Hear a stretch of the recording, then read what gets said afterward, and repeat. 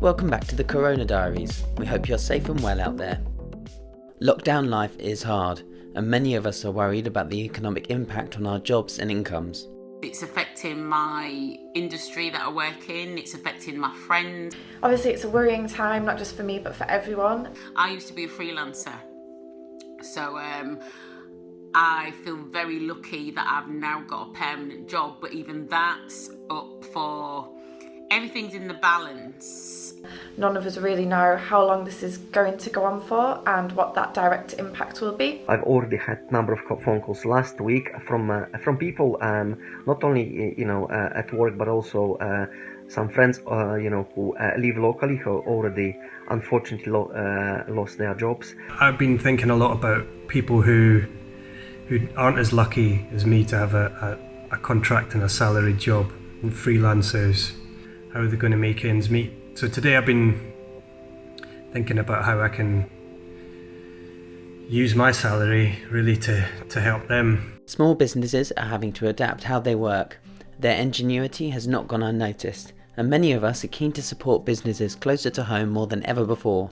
They're all getting the creativity on because they still have to earn a living, they've still got to put food on the table for their families. Lots happening in the town.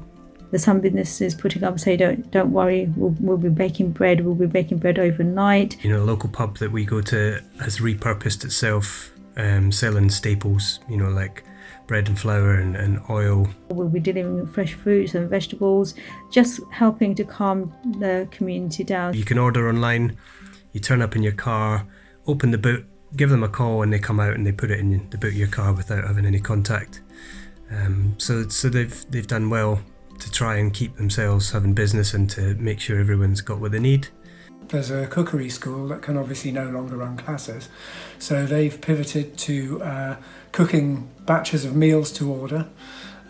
We've actually used this because we almost completely ran out of food, and so that was very useful. Pubs doing online quizzes, opening takeaways, breweries doing online shops. People, yoga classes are going online and doing things via Zoom. How people have kind of reacted and been really resourceful in that situation has been great. As customers, we too are having to adapt to fit these new ways of doing business. For a lot of people who live in the village who are getting into slightly senior years, their hair colour isn't quite what it used to be. In fact, many have probably forgotten what it was in the first place.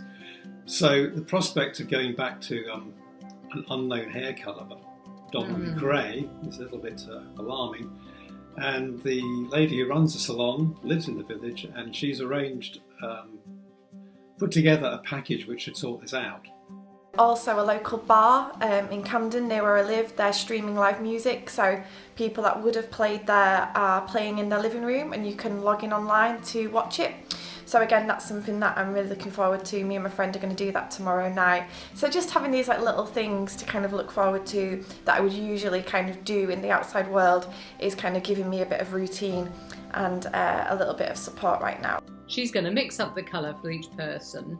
And then bring it round in a little bowl with a brush, and she's going to do a YouTube video to tell us how to do her own hair. So this is going to be an interesting experiment really, and it's probably going to make us value hairdressers even more. I'm just trying to be grateful and feel thankful for my position, give empathy and love to all of my friends that have been affected, and just kind of try and keep positive as so many more people are so much more worse off than us.